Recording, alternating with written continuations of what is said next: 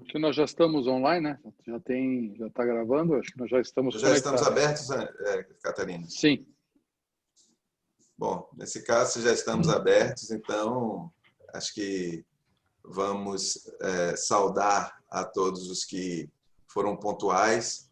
Enquanto vamos fazendo essas apresentações aqui, vamos aquecendo os motores para os nossos palestrantes nos brindarem com suas apresentações. Eu apenas vou fazer uma introdução do que significa isso aqui, da nossa parte da Sociedade Brasileira de Cirurgia Bariátrica e Metabólica, que eu tenho o privilégio e a honra de representar aqui nessa noite. Eu acho que uma noite histórica, onde nós reunimos uma das maiores universidades do país, uma das maiores faculdades de medicina do país, através do setor de cirurgias do estômago e de obesidade, da Santa Casa de São Paulo, essa clássica escola que nos forneceu algumas das mais brilhantes mentes, alguns dos mais hábeis bisturis do país, e se junta aqui conosco, da Sociedade Brasileira de Cirurgia Bariátrica, para debater um tema que, para todos nós cirurgiões, para todos nós médicos, é extremamente relevante, que é o encontro entre essa pandemia da obesidade com esse problema tão significativo como é o câncer de uma maneira geral. E o Dr. Carlos Alberto Malheiros, da Santa Casa, vai fazer as apresentações do lado da Santa Casa, seguramente ressaltando um pouco da importância que essa doença exerce tanto na origem da obesidade, levando aos fatores de risco para o câncer de uma maneira geral, quanto a importância da cirurgia bariátrica na redução desse fator de risco e da mortalidade, da incidência de câncer. Tenho certeza que todos nós vamos brindar e vamos nos deleitar com as apresentações de hoje. Obrigado a todos, obrigado Luiz Vicente, obrigado Elias, Paulo Kassab, Wilson, todos da Santa Casa, assim como todos da sociedade, aqui que estão aqui representados muito bem pelos ex-presidentes, por futuros presidentes e por todos nós. E passo a palavra, sem mais delongas, para o professor Carlos Alberto Malheiros, que vai nos falar um pouco da Santa Casa e desse trabalho conjunto que nós iniciamos agora. Obrigado a todos. Boa noite a todos. Eu gostaria, em nome do Departamento de Cirurgia da Faculdade de Ciências Médicas da Santa Casa de São Paulo, especificamente da área de estômago e obesidade, de saudar a iniciativa da Sociedade Brasileira de Cirurgia Bariátrica e Metabólica, sob a presidência do Dr. Marcos Leão, e também a atuação do Dr. Luiz Vicente Berti, pela iniciativa de reaproximar, eu diria, a Sociedade Brasileira de Cirurgia Bariátrica e Metabólica da academia. É uma sociedade muito potente, pujante, atuante, e a iniciativa de aproximar da área acadêmica é extremamente saudável para todos os lados, não só para a academia, como para a sociedade, e é uma honra para nós da Santa Casa sermos os primeiros a participar de um evento, a capitanear um evento em conjunto da academia com a Sociedade de Cirurgia Bariátrica e Metabólica. De modo que o mais importante dessa noite são as apresentações e os debates. Tenho certeza que todos vão ganhar muito com esse tema, que é um tema de ponta, não só da obesidade, mas a relação entre o câncer e obesidade. Então, boas-vindas a todos. Agradeço o apoio, a audiência, e agora passo a palavra para o moderador, Dr. Luiz Vicente Berti. Obrigado, Marcos. Obrigado, Malheiros, pelas palavras. Eu acho que vocês conseguiram sintetizar esse momento. Eu acho que a gente está vivendo um novo momento para todos os lados. É muito importante. E como hoje o que nos espera é um assunto bastante interessante, eu já vou apresentar logo os nossos dois palestrantes. Nós temos dois professores titulares, o professor Álvaro Ferraz, da Universidade de Pernambuco, e o professor Paulo Kassab, da Santa Casa de São Paulo. Todos conhecem os dois, não merecem maiores apresentações, mas todos são membros das suas sociedades, o professor Kassab, CBC, CBCD, o Álvaro também, o Álvaro da Sociedade Brasileira de Cirurgia Bariátrica, que além do professor é um cirurgião bariátrico de ponta, e o professor Kassab hoje das maiores expertises em câncer. Vai ser muito interessante que o professor Álvaro Ferraz ele vai falar sobre o câncer e a obesidade, e o professor Kassab vai falar especificamente do câncer de estômago e obesidade. Então, eu convido, a princípio, o professor Álvaro Ferraz, que possa compartilhar a sua aula, e em seguida o professor Paulo Kassab para falar sobre a parte do estômago, e aí, ao final, depois nós teremos todos os debatedores, que depois, no momento oportuno, eu os apresentarei, e ainda sobrará tempo para todo mundo. As perguntas vocês vão colocando as perguntas, e ao final nós vamos ter um bom tempo para discussão. Professor Álvaro, a palavra é sua.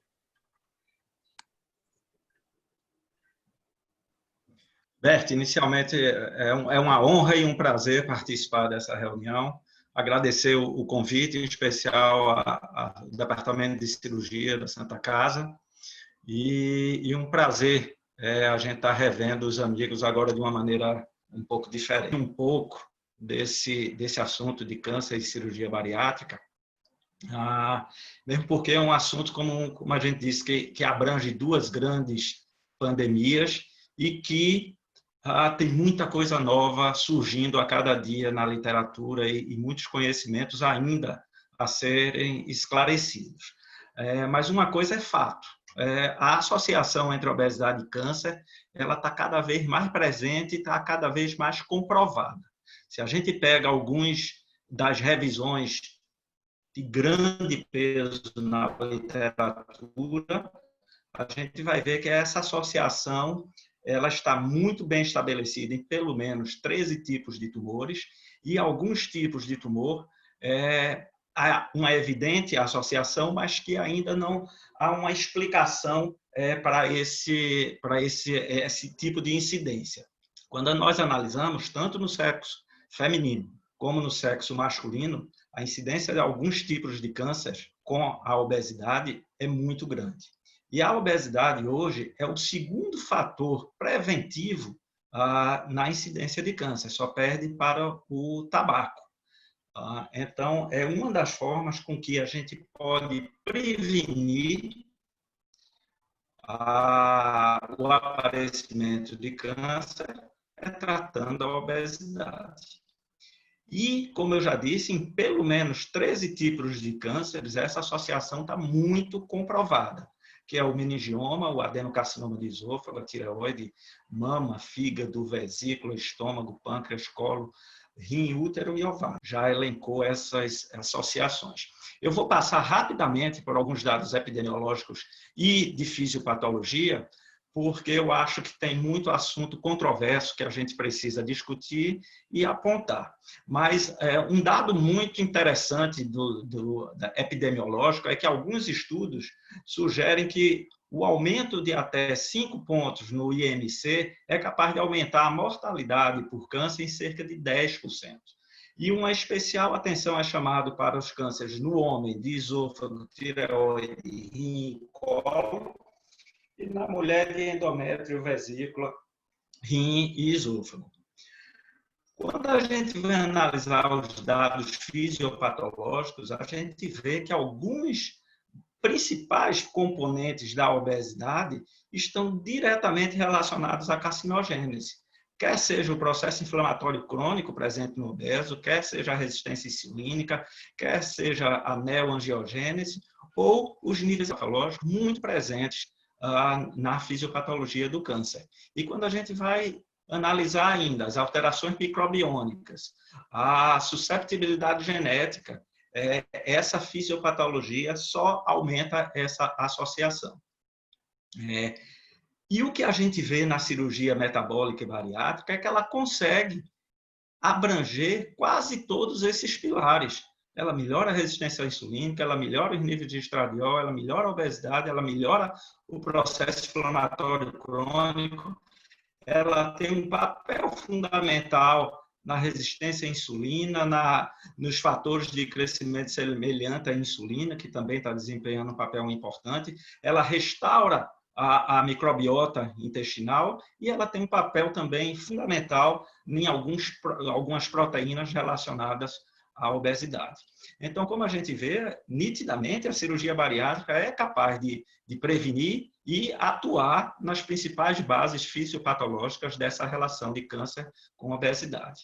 E isso está muito também documentado nos estudos que relacionam a incidência de câncer em pacientes submetidos à cirurgia bariátrica com os pacientes que não foram submetidos. E aí essa relação mostra uma incidência estatisticamente menor, não só em todos os tipos de câncer, como também no sexo masculino, no sexo feminino, nos cânceres relacionados à obesidade e nos cânceres que não têm relação com a obesidade. Inúmeras são as revisões sistemáticas que apontam essa melhora e essa redução na incidência desses tipos de câncer. E é importante, recentemente, a Andrea Strode publicou um excelente trabalho na Surge, que mostrou que para esse efeito ser mais positivo, o paciente precisaria ter uma perda de peso de pelo menos 20%, ou que seu IMC estivesse abaixo de 30. Com isso, as alterações de biomarcadores tumorais elas eram mais efetivas e os efeitos na diminuição da incidência do câncer eram maiores. Como eu disse, outras meta-análises, outras evidências, com um número expressivo de pacientes, essa recentemente publicada no ano passado na Obesity Surge, em dezembro do ano passado, com mais de 300 mil pacientes, mostrou uma diminuição significativa na incidência de câncer e na mortalidade por câncer nos pacientes submetidos à cirurgia bariátrica. E esse é o principal gráfico desse trabalho, que não só relaciona a incidência, mostrando um papel fundamental na diminuição da incidência de câncer, como também na mortalidade. A mortalidade por câncer foi significativamente menor nos pacientes submetidos à cirurgia bariátrica. A ponto de que Schauer, também em 2019, apontou que o paciente submetido à cirurgia bariátrica ele teria uma diminuição em cerca de 33% no desenvolvimento de cânceres, um follow-up a longo prazo. E esse também foi o gráfico publicado por Schauer, mostrando a nítida vantagem em pacientes submetidos à cirurgia bariátrica na relação da incidência de câncer. Mas tem muitas perguntas que a gente ainda não temos respostas para esse tipo. E as principais delas estão relacionadas com a fisiopatologia desses mecanismos, assim como a cirurgia interfere em algumas desses mecanismos. Se não vejamos, a gente poderia dizer que o paciente tem menos câncer porque depois da cirurgia ele melhora o sistema imune dele e, consequentemente, dessa forma, ele ia ter menos câncer. Ou então, por conta da cirurgia bariátrica, ele ia restringir alguns hábitos alimentares e consequentemente, ia fazer uma ingesta de alimentos carcinogênicos de maneira limitada e, com isso, consequentemente, refletiria na incidência do câncer. Mas, como eu disse, são muitas perguntas, e a principal delas, que nos intriga muito, é que o câncer com maior impacto da cirurgia bariátrica, que tem a maior redução na cirurgia bariátrica, é o melanoma. E o melanoma é um tipo de câncer que não tem relação com a obesidade. Então, por que os pacientes submetidos à cirurgia bariátrica têm essa diminuição significativa?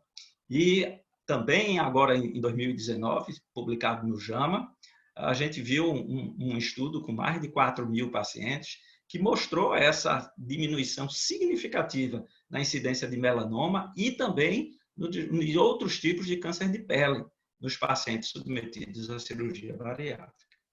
E, como eu disse, tanto um como o outro não são cânceres relacionados à obesidade. A cirurgia bariátrica, ela tanto reduz a incidência de câncer em cânceres relacionados à obesidade, como também aqueles tipos de cânceres que não têm relação com a obesidade. E uma outra pergunta que vem logo em seguida é por que esse efeito protetor da cirurgia bariátrica é marcadamente melhor em mulheres do que em homens. De uma maneira rápida, nós poderíamos dizer que é pelo efeito na relação com estrógeno. Era uma das explicações. Mas só que o resultado em alguns tipos de cânceres que não têm relação com estrógenos também são melhores em mulheres do que em homens. Então, a gente precisa ainda avançar um pouco nessa fisiopatologia e nessa explicação desse tipo de câncer. E agora, em 2020, abril de 2020, uma excelente publicação de Lídia Castanhedo, na Inglaterra, do King's College, pontuando algumas dessas perguntas que ainda não foram respondidas. E nessa publicação, ela basicamente tenta responder 5 perguntas que são muito pertinentes no tema. Entendeu? E eu vou tentar abranger essas 5 perguntas para a gente evoluir um pouco mais sobre essas polêmicas.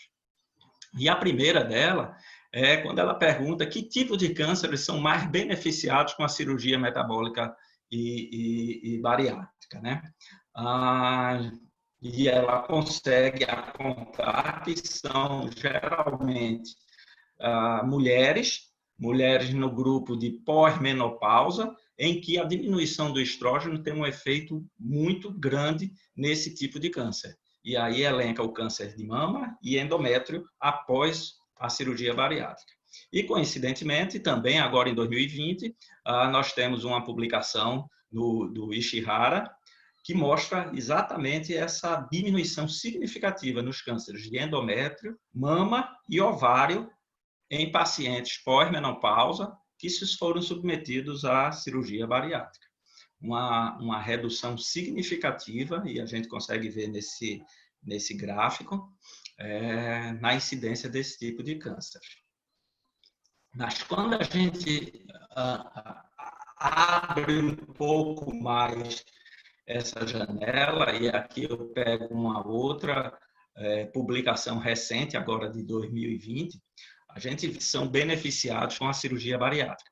Esse dado é estatisticamente significativo, entendeu? Tanto nos cânceres, como eu falei, de origem com relação à obesidade, como também nos cânceres sem relação com a obesidade. Uma redução significativa, estatisticamente significativa, no grupo que submetidos à cirurgia bariátrica. Uma outra pergunta é exatamente aquela nossa dúvida. Por que a mulher se beneficia mais da cirurgia bariátrica do que o homem com relação à incidência do câncer? E como eu disse anteriormente, a primeira resposta seria exatamente a relação com os hormônios estrógenos. O que isso daí diminuiria os tipos de cânceres com ele relacionados. No entanto, existem outros mecanismos que ainda não foram esclarecidos e a que a gente precisa avançar. Uma outra pergunta que ela fez, a terceira, é se a cirurgia bariátrica melhora não só a incidência do câncer, mas também o seu prognóstico. E isso a gente consegue ver também claramente, principalmente os tipos de câncer relacionados à insulina e ao fator de crescimento semelhante à insulina, o IGF-1, certo? Então, a circulação, o aumento da insulina em pacientes portadores de câncer e de IGF-1, eles têm uma ação deletéria no prognóstico desses pacientes, e a cirurgia bariátrica e metabólica é capaz de reduzir isso significativamente, melhorando o prognóstico e a sobrevida desses pacientes.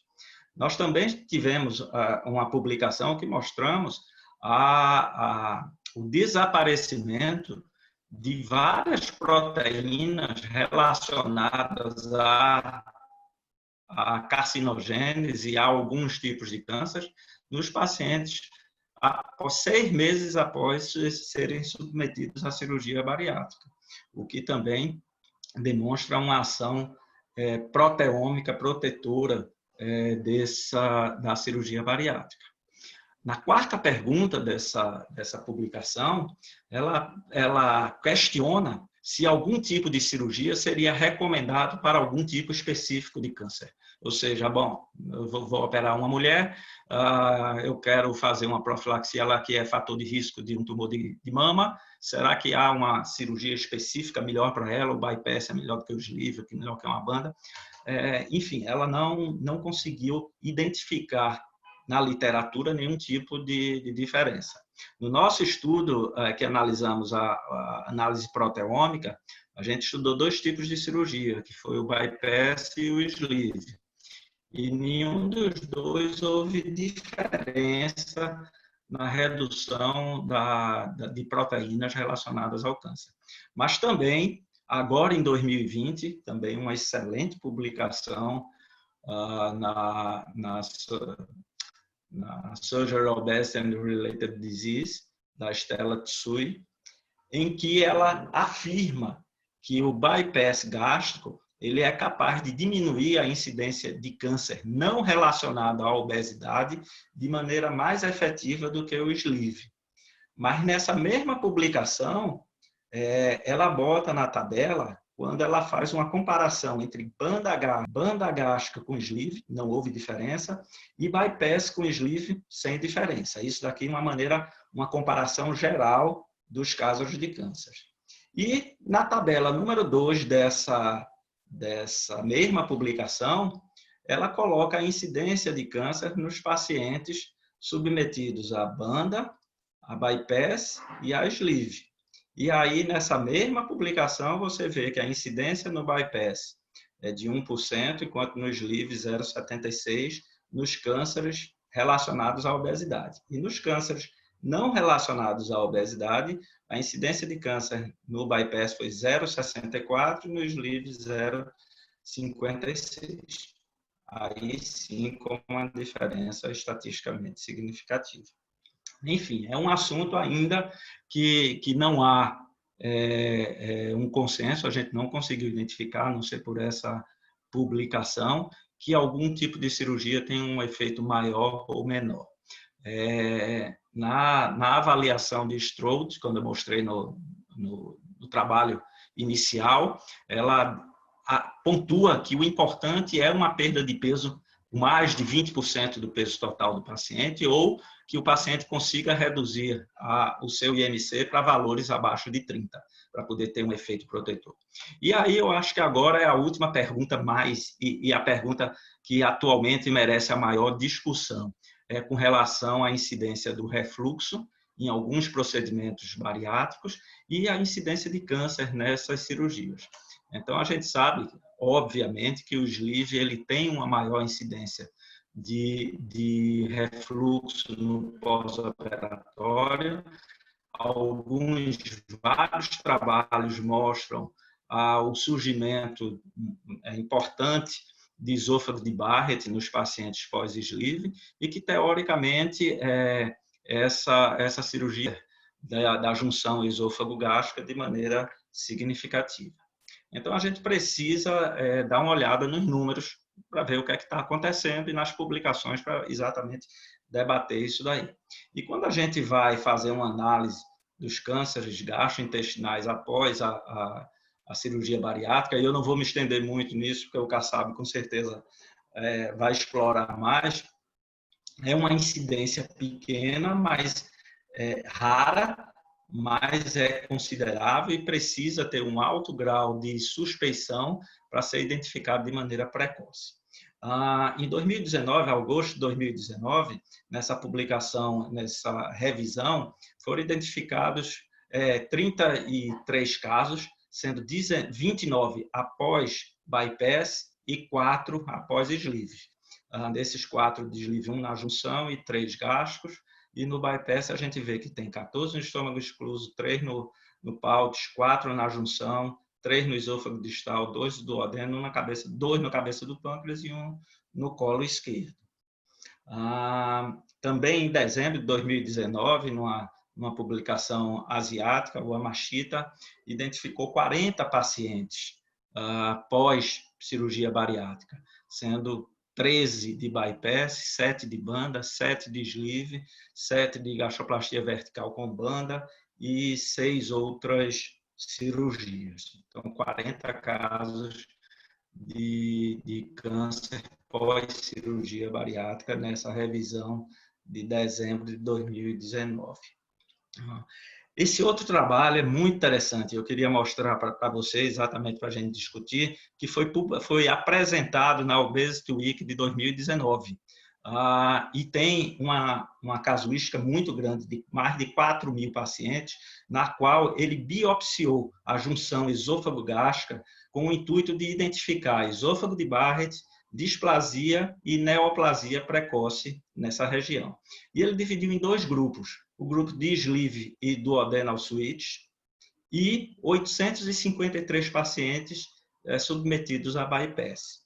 E aí, para mim foi uma surpresa, a incidência de câncer foi de 0,049 no grupo de sleeve e duodenal switch, enquanto que no de bypass 0,046. Ou seja, não houve diferença estatística, e isso com um segmento de mais de 7 anos de evolução. Certo? Então, a conclusão desse estudo foi que não houve um aumento na incidência nem de Barrett, nem de câncer da junção esôfago-gástrica nos procedimentos que eles chamavam de refluxogênicos, como o sleeve. Também agora, no final de 2019, houve uma publicação na qual ele apresenta 5 casos de câncer gástricos em pacientes submetidos no bypass de uma anastomose. Vou pular aqui para a gente falar também um pouquinho do câncer de mama, porque uma outra publicação também na Obesity Week de 2019 chamou a atenção, e analisando mais de 1 milhão de pacientes, ou 1.600.000 pacientes, ele chama a atenção que a cirurgia bariátrica foi capaz não só de reduzir a incidência de câncer de mama, como também daquele tipo de câncer que tinha uma predisposição genética. Então, nas pacientes que tinham predisposição genética e que foram submetidas à cirurgia bariátrica, houve uma diminuição de 2,5 vezes a incidência de câncer do que as pacientes que não foram submetidas. E ele chama a atenção de que a cirurgia bariátrica diminuiu a incidência de câncer geneticamente relacionados com o câncer de mama. E isso nos abriu também uma dúvida muito grande. Então, quer dizer que a cirurgia bariátrica pode ter algum efeito na predisposição genética de alguns tipos de câncer. E aí nós também fomos estudar um tipo de marcador, que é o TCF7L2, que é diretamente relacionado não só à diabetes, mas ao câncer de colo. E publicamos em maio de 2019 exatamente esse estudo, que é uma proteína que funciona como um fator de transcrição, muito relacionado à diabetes tipo 2 e ao câncer coloretal e alguns outros tipos de câncer. E o que é que nós identificamos? Que ele era hiperexpresso nos pacientes diabéticos e obesos, e que após a cirurgia, essa expressão era estatisticamente reduzida nos pacientes submetidos à cirurgia bariátrica.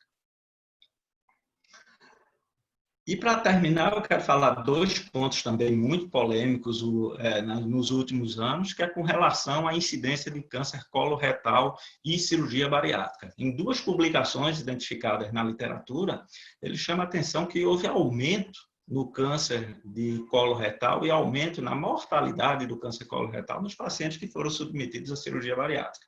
O que causou grande estranheza na literatura, porque quando a gente vai fazer as análises, a gente encontra dezenas de outras comparações mostrando exatamente o contrário, mostrando que a cirurgia bariátrica está associada a uma redução em torno de 30%. Aqui, nesse caso, de 27%, vocês vão ver que vão ter outras grandes revisões que chega a apontar mais de 30% de redução no câncer de colo.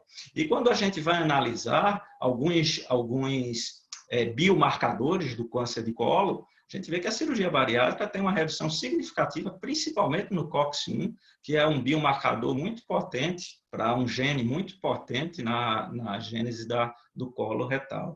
E quando analisamos as criptas mais ainda, o número de mitoses nas criptas ele é estatisticamente reduzido depois da cirurgia bariátrica. O número de mitoses na metade superior das criptas também uma redução significativa, e o tamanho da cripta aumenta de maneira significativa nos pacientes submetidos à cirurgia bariátrica, especialmente o bypass, 6 meses após a cirurgia.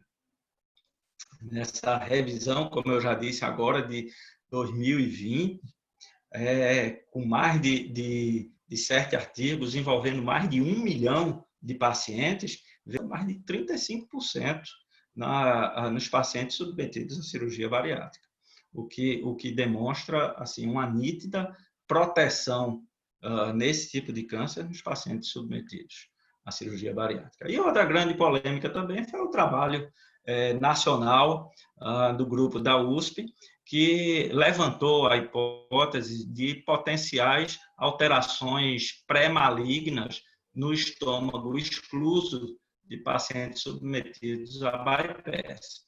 Então, foram feitas a biópsia de 6 pacientes nesse estômago excluso, com um follow-up de 6 meses, e que evidenciou algumas alterações que eles consideraram que poderiam ser carcinogênicas ao futuro. Então, foi feito aqui, a gente vê 6 biópsias no estômago excluso, que mostrou atrofia em 5, dilatação glandular em 4 e metaplasia intestinal em 1 paciente. Mas a gente nota também aqui que no pré-operatório também houve uma incidência de metaplasia de quase 10% nos pacientes antes da cirurgia.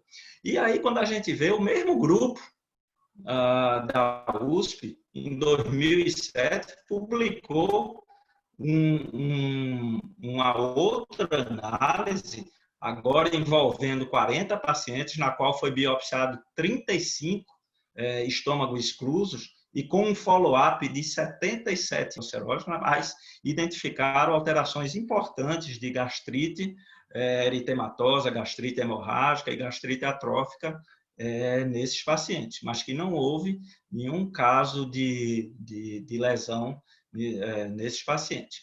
E, coincidentemente ou não, também em abril de 2019, praticamente na mesma época desse trabalho, foi publicado um outro trabalho que fez uma análise dos casos na literatura de câncer no estômago excluso de pacientes submetidos a bypass. E foi identificado 17 pacientes com câncer excluso, ou seja, 17 casos de pacientes em câncer no estômago excluso para o número de cirurgias bariátricas, cirurgias de bypass feitas pelo mundo, é um número irrisório, e eu diria que concordo com a conclusão do trabalho de que o desenvolvimento de câncer no estômago excluso é muito raro, mas que a gente precisa ter essa atenção. Veja que é uma incidência muito pequena. Esse outro aqui 14 casos de câncer na literatura, em todos esses tempos, no estômago excluso. Nós também publicamos que, com relação à proteômica, o bypass gástrico ele tem um efeito importante em 2 proteínas, com a redução e praticamente a eliminação dessas 2 proteínas relacionadas ao câncer gástrico. Então, para finalizar, eu só gostaria de mostrar esse gráfico, que dá uma ideia da redução significativa que a cirurgia bariátrica traz no impacto e na incidência do câncer, chegando em alguns países a mais de 20% de redução. No Brasil, estima que uma redução de 12% a 14% na incidência de câncer poderia ser alcançada com os efeitos da cirurgia bariátrica e metabólica. Muito obrigado novamente pelo convite, por compartilhar esse tema com todos vocês. Boa noite. Obrigado, professor Álvaro. Agora vamos rapidamente passar para o professor Kassab, que vai falar sobre obesidade e câncer do aparelho digestivo. Só queria deixar aqui que nós já estamos com mais de 100 pessoas participando desse webinar, eu acho que é um número bastante expressivo. E vocês que queiram fazer perguntas para o doutor Álvaro, para o doutor Kassab, para todos os médicos, coloquem aqui na seção de perguntas e respostas, não tem aqueles dois balãozinhos, vão lá, digitem as suas perguntas, que ao final das apresentações nós vamos poder. Eu acho que nós temos que prestigiar essas 100 pessoas que estão nos acompanhando. Professor Kassab, a palavra é sua. Obrigado.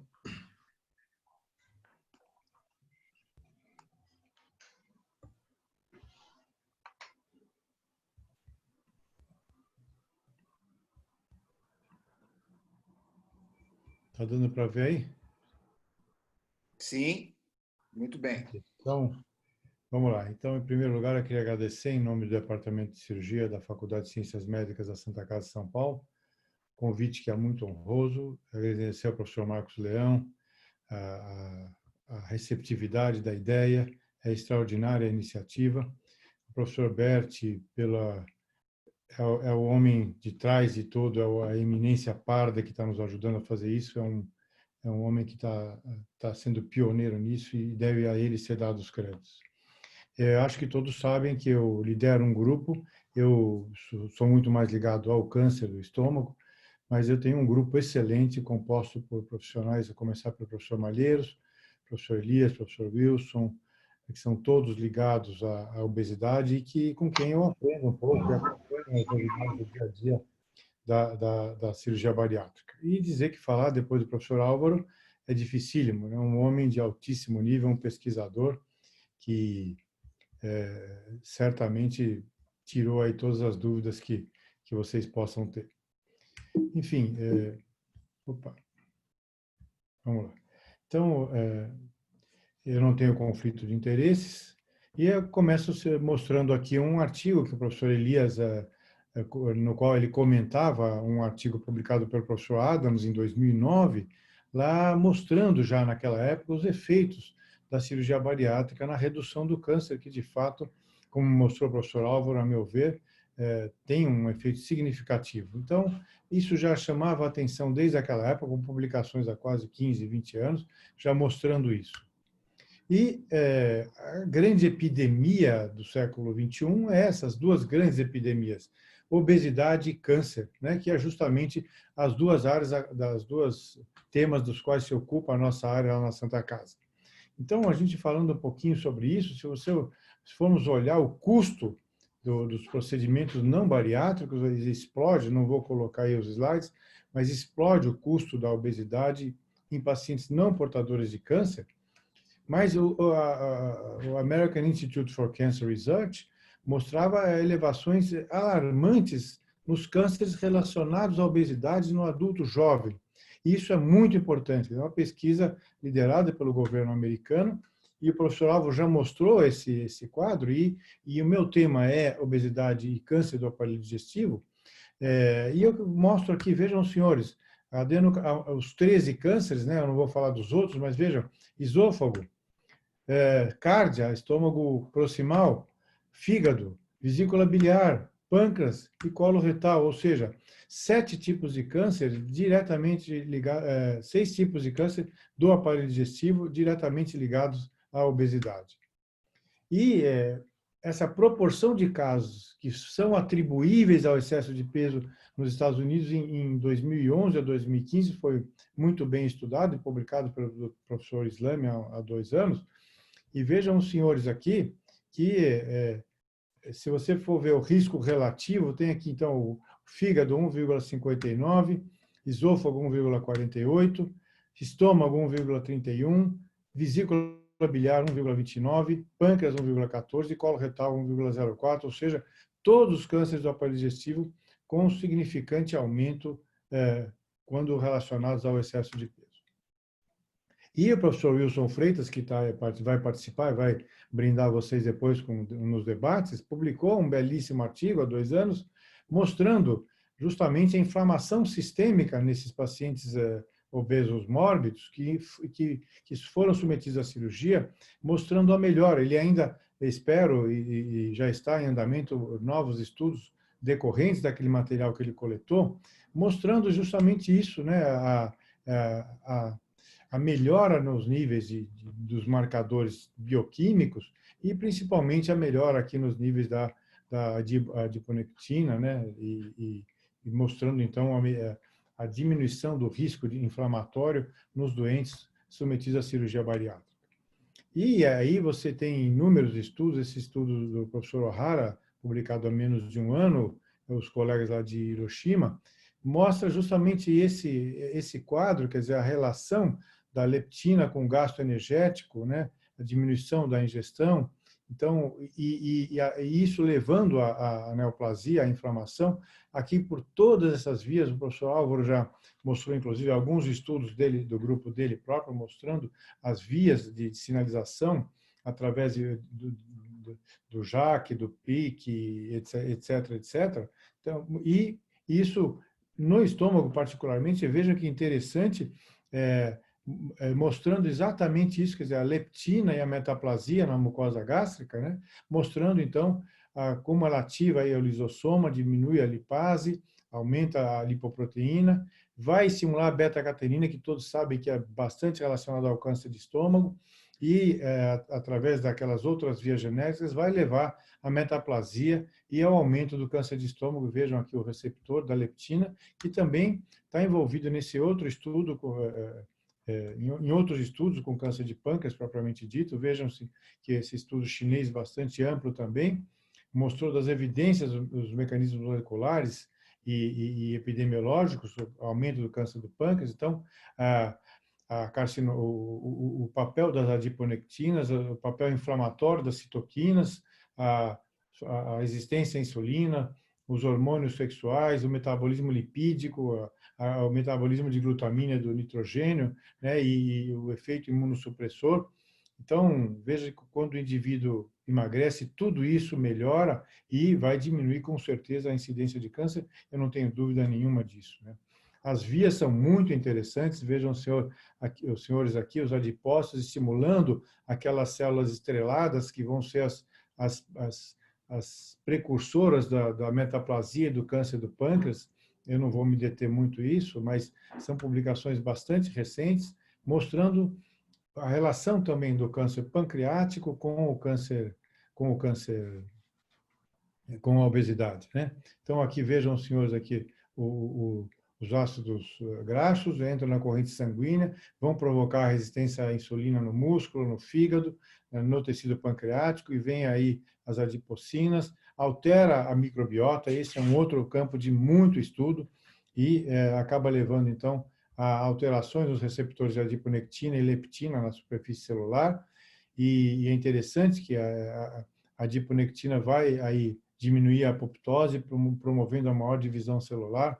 Então, isso tudo já está bastante bem estudado, são mecanismos que estão envolvidos em todas as vias de carcinogênese, a gente que trabalha com isso sabe, e estão envolvidos também na gênese da obesidade, levando ao câncer, né? Então, a microbiota aqui tem um papel muito importante, levando à inflamação, à lesão da superfície intestinal, e aí a flora intestinal alterada é responsável pela progressão no câncer pancreático. E quando você tem uma dieta rica em gordura, você vai alterar a composição da microbiota, vai secretar lipopolissacarídeos, que vai entrar na circulação e vai lesar as células, né? E as lipoproteínas circulantes, então, vão ligar os receptores das células imunes e aí, e assim por diante, vai ativar todas as vias de carcinogênese. Esse estudo aqui é um estudo bastante interessante, realizado no Canadá, mais de 30 anos de estudo, mostrando a incidência de câncer adaptada à idade, né?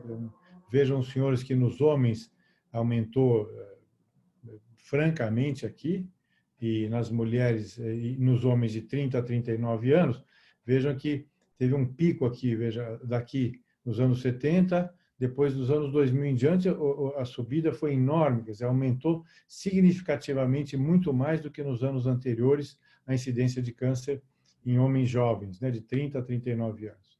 Vocês vejam que de 40 a 49 anos esse aumento não foi tão significativo, e acima de 50 anos foi menor ainda, inclusive com um decréscimo.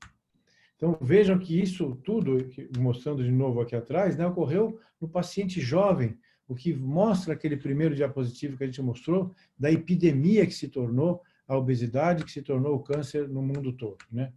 E os principais tipos nos homens, esse estudo mostrou, então, próstata, está aqui o digestivo coloretal, né, e pulmão, e nas mulheres, como o professor Álvaro já chamou a atenção, mama, pulmão e coloretal também nas mulheres. Portanto, não há dúvida que há uma relação do câncer digestivo com o câncer coloretal. Então, a interpretação deles é essa aqui, né, que há um aumento significativo entre jovens, da população jovem, causado pela obesidade. Esse é um estudo muito amplo que praticamente não dá como você negar isso. Esse outro estudo nos Estados Unidos também é uma análise de base populacional, são números impressionantes aqui. Vejam que eles, de 95 a 2014, pegaram 14 milhões de casos para 30 tipos de câncer, um número enorme, com 2 bilhões e 480 mil pessoas ano observação. Veja isso. Então, é incontestável esse número. E a incidência aumentou significativamente em 6 dos 12 tipos de câncer relacionados à obesidade em adultos de 25 a 49 anos.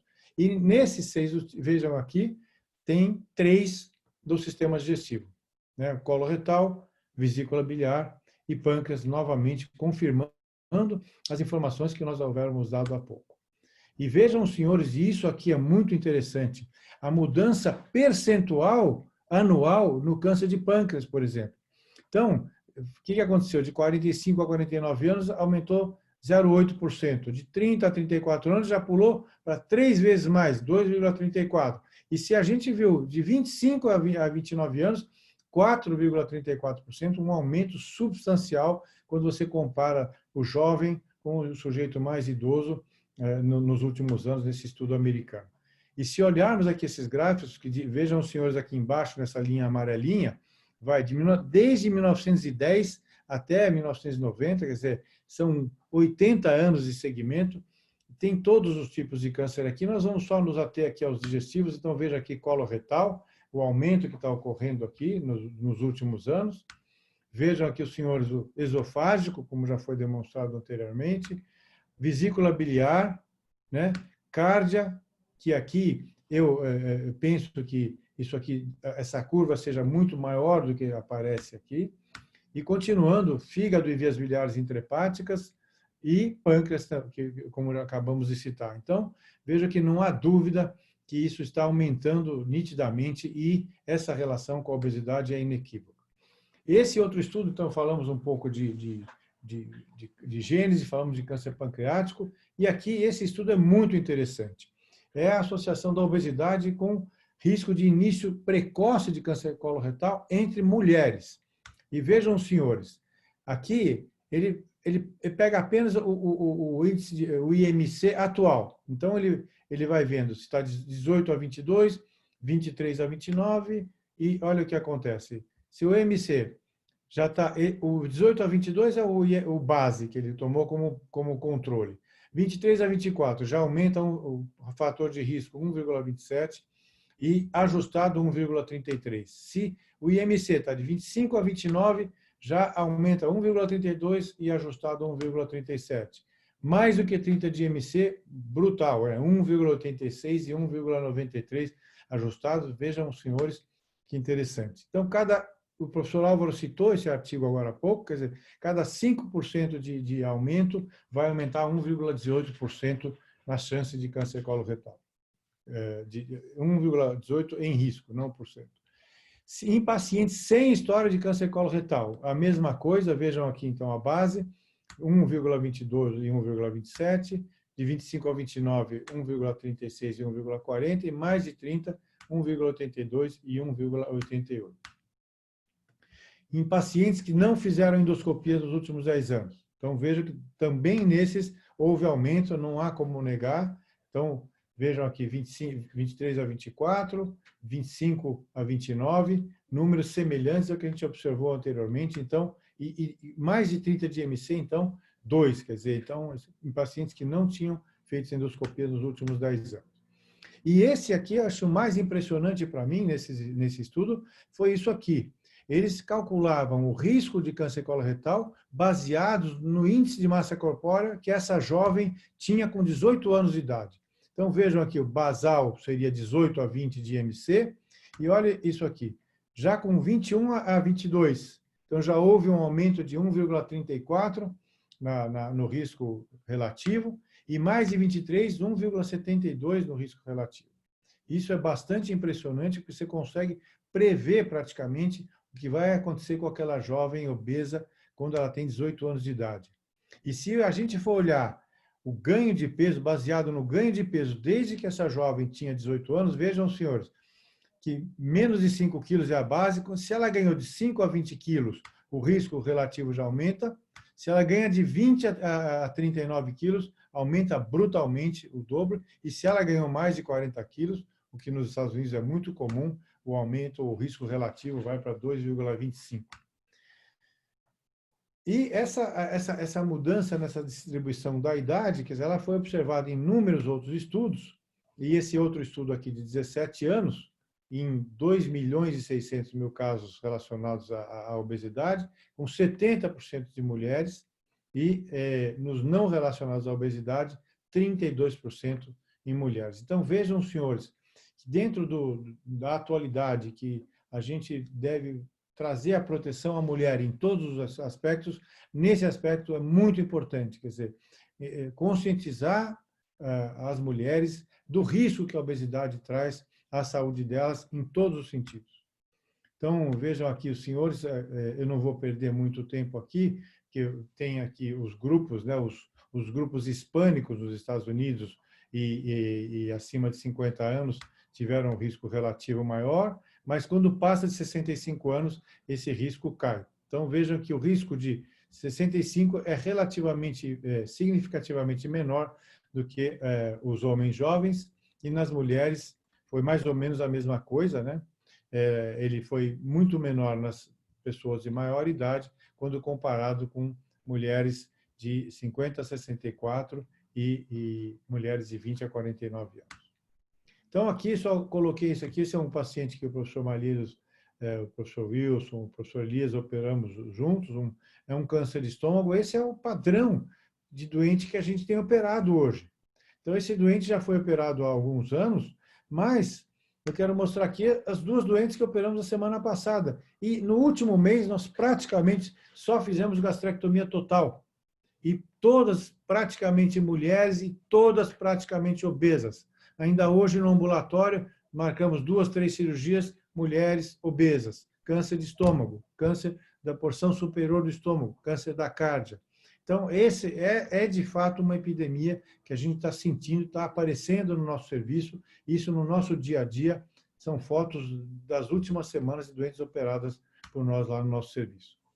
E finalizando, o que o Dr. Daniel Schauer mostrou num artigo recente, o professor Álvaro também mostrou isso, quer dizer, eu não vou perder muito tempo nesse artigo, mas vejam que há inequivocamente uma diminuição no risco de câncer depois da cirurgia bariátrica. Então, se ele perdeu mais de 30%, está aqui, se ele perdeu de 20% a 30%, está aqui, e se perdeu menos de 20%, está aqui. Então, as três linhas se separam nitidamente, então não há como negar que a cirurgia bariátrica traz um benefício relativo à diminuição da incidência de câncer. Então, como eu falei, eu não sou um homem da cirurgia bariátrica, mas aqui está o meu grupo, que é quem me faz me manter atualizado no assunto e é quem faz o nosso grupo ter excelência. E eu quero agradecer aqui a todos de fazerem a gente ter um grupo tão bom, tão homogêneo, e mais recentemente, com a vinda do Dr. Berti, certamente nós vamos crescer. Muito obrigado. Obrigado, professor Paulo Kassab. Eu acho que a gente está aqui com duas excelentes palestras. Eu acho que isso aqui foi uma revisão, basicamente, de tudo aquilo que a gente sempre ouve sobre a obesidade e a cirurgia bariátrica e metabólica e as suas vantagens. Vamos rapidamente passar agora para os nossos debatedores, que eles devem estar cheios de perguntas. Vamos começar, aqui eu fiz uma ordem aleatória, que esse que está com a mão no queixo, assim, do professor Elias. Elias, óbvio que todo mundo conhece, mas eu queria apresentar o professor Elias. Elias, ele é professor adjunto, doutor da Faculdade de Ciências da Santa Casa, ele é professor de Medicina da Universidade da Unisa, e também é da área assim, como o doutor Paulo Kassab já apresentou, e também faz parte de todos os nossos colégios. Professor Elias, seus comentários, as suas perguntas, faça o que o senhor quiser no seu tempo. Obrigado, Bert. Eu gostaria de agradecer a gentileza do convite para essas duas apresentações que foram magistrais. Eu vou fazer alguns comentários. Quando o professor Álvaro citou as possíveis causas do porquê a cirurgia bariátrica melhora, né, diminui os índices de câncer, eu fui anotando aqui algumas coisas. Ele citou algumas e me veio à memória aqui alguns outros fatores, né? São duas doenças, tanto a obesidade quanto o câncer, muito graves, muito complexas. E sempre que você tem uma doença complexa, ela não é gerida por um fator só, ela é multifatorial. Isso a gente já aprendeu no câncer e estamos vendo isso na obesidade. Então, eu acho que são vários fatores que acabam influenciando. Alguns já citados: melhora da imunidade, muda-se a alimentação, o indivíduo passa a se alimentar melhor depois da cirurgia. A atividade física é importante, a gente sabe o quanto isso é importante e também melhora a imunidade. O indivíduo que emagrece começa a ter uma atividade física maior, começa a andar mais, começa a ser mais ativo. A microbiota intestinal muda com o emagrecimento. E o professor Kassab também citou a inflamação. Nós, na Santa Casa, temos um trabalho importante feito pelo professor Wilson, que mostrou que a inflamação sistêmica desaba depois da cirurgia. E hoje, coincidentemente, o professor Wilson passou um artigo para a gente, saiu na imprensa leiga, mas também nas publicações científicas, sobre um trabalho brasileiro, sobre o efeito só da dieta, quando o indivíduo faz a dieta e emagrece, o que acontece com esse indivíduo no câncer. E cita algumas coisas, o professor Álvaro com certeza sabe disso melhor do que a gente, que estuda esse assunto, mas diminui a metilação do DNA e isso acaba diminuindo os índices de câncer. Isso só com a dieta.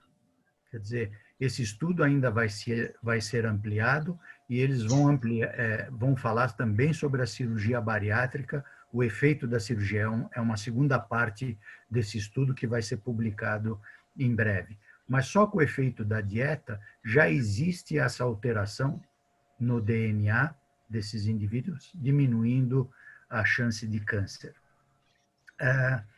E eu penso que uma das coisas, o professor Kassab já citou, o que a gente tem visto de câncer em obesos na Santa Casa é uma coisa absurda que está aparecendo, e mesmo em câncer coloretal a gente está vendo um aumento expressivo. Antigamente a gente operava aqueles doentes com câncer tudo magrinho, né? E hoje é tudo obeso. Então, está havendo realmente eles têm uma associação muito grande. E tem um estudo interessante, que eu só vou citar rapidamente aqui, sobre, saiu há uns anos atrás, mulheres obesas que tinham filhos, depois faziam a cirurgia bariátrica e engravidavam e tinham outros filhos quando já magras. E nesse estudo, é um estudo americano, eles compararam as crianças, quando a mulher era obesa e depois, quando ela emagreceu, fez a cirurgia e teve filhos. E o interessante é que os filhos que ela teve quando era obesa são obesos. E os filhos que ela teve depois de magra são magros. E foram estudar geneticamente essas crianças e quando a mulher emagrece, ela muda geneticamente, a carga genética dela muda e a criança começa a ter ela nasce com uma carga genética com inibição daqueles cromossomos que causam a obesidade. Olha que interessante. Você consegue mudar até a genética depois, quando essa mulher tem os filhos. Então, eu acho que assim nós estamos na cirurgia bariátrica fazendo um trabalho muito importante, porque antigamente a gente pensava, né, o Bert sabe disso, vamos só diminuir o peso. Depois nós vimos o quanto muda na parte metabólica e agora estamos chegando no câncer. Então, eu acho que nós estamos abrindo um novo campo de pesquisa e, na minha opinião, eu acho que muito tem a ver, eu acredito muito nisso desde a minha formação acadêmica na faculdade, na inflamação sistêmica. Eu aprendi com meus professores, desde aquela época, a importância da inflamação. Então, eu acho que esse é um fator preponderante no emagrecimento, tanto clinicamente como pela cirurgia. Era basicamente isso que eu tinha a comentar. Eu acho que as duas explanações foram muito claras, pelo menos a mim não me deixaram dúvidas. Obrigado, Bert. Obrigado, professor Elias. Agora eu convido o Dr. Caetano Marchesini, que eu sei que ele gosta muito desse tema. Para quem não conhece, e óbvio que todos o conhecem, o Dr. Caetano Marchesini, ex-presidente da Sociedade Brasileira de Bariátrica Metabólica 17 e 18, diretor científico atualmente da sociedade, membro do board da IFSO e membro de todas as de endoscopia, a cirurgia bariátrica, CBC, CBCD. Caetano, eu te convido agora para os seus comentários. E antes de você começar, mandar um abraço para o professor Hector Geninazzi, que lá do Uruguai está nos prestigiando, o Juliano Campelo, que também agradecendo e elogiando a todos os palestrantes. E vamos lá, Caetano. Você está sem som, Caetano? Sem som. Agora sim. Voltou agora, né? Entrou? Então, tá bom. Eu queria, antes de mais nada, agradecer o convite. Eu acho que o melhor do meu currículo é ser amigo de todos que estão aqui presentes, porque o enriquecimento que a gente tem de estar perto de vocês, escutar aulas como essas que cada vez mais acrescentam o nosso conhecimento. Mas eu gostaria de começar, antes de fazer a pergunta, eu gostaria de fazer uma pergunta, fazer algumas considerações. Eu gostaria de fazer uma consideração sobre esse trabalho recente que foi citado por Elias, sobre o emagrecimento causar o mesmo efeito da cirurgia bariátrica e trazer resultados semelhantes. Lógico que isso faz todo sentido, porque a gente sabe que a obesidade, como foi explanado de maneira brilhante pelos dois palestrantes, está associado à inflamação, e a base de todos os problemas que a gente conhece hoje, inclusive o câncer, está ligado a essa inflamação e esse processo que leva a essa mutagênese, essa alteração das células. Mas eu gostaria também de falar sobre esse trabalho da dieta, que ele fala de um mundo onde não existe, é o mundo de Alice, é o emagrecer no laboratório. Porque se só falar para as pessoas, olha, se você emagrecer não vai ter câncer, e isso resolvesse o problema, nós sabemos, e aqui foi falado, e cada vez mais está crescendo a obesidade, cada vez mais tem obesidade, e o dia a dia das pessoas, para que elas consigam atingir marcas de saúde no seu peso, cada vez mais difícil com o bombardeio de vários fatores que nós sabemos que estão relacionados à obesidade. E eu acho que aí sim a cirurgia bariátrica mostra-se muito mais potente do que qualquer tratamento clínico para a obesidade. Eu acho que no mundo real, ainda a cirurgia bariátrica é imbatível, apesar desse trabalho mostrar algo que é óbvio, tirando a obesidade, melhora a inflamação. Com relação à pergunta, eu queria fazer uma pergunta para os dois, talvez cada um responder. A primeira pergunta é a seguinte: eu sou endoscopista e eu faço biópsias e vejo em muitos pacientes, eu faço endoscopia em todos os meus pacientes, e vejo algumas vezes gastrite atrófica nesses pacientes. E a gente sabe que vem operando pacientes há muitos anos e a gente não tem um controle exato sobre a incidência de gastrite atrófica nessa população, mas a gente sabe que com a idade, Helicobacter pylori, enfim, vários fatores, essa gastrite atrófica aumenta. A minha pergunta é: se existe a necessidade de mudar a conduta devido à presença da gastrite atrófica, o que nós devemos fazer em relação a esses pacientes, quer dizer, ressecar esse estômago, ou fazer algum outro exame, ou mudar a conduta nesses pacientes que têm essa gastrite atrófica, ou olhando a incidência tão baixa de câncer residual, de câncer no estômago excluso, não fazemos nada e vamos contar com estatística. Qual é a opinião de vocês sobre isso? Podemos começar pelo professor Álvaro, depois o professor Kassab.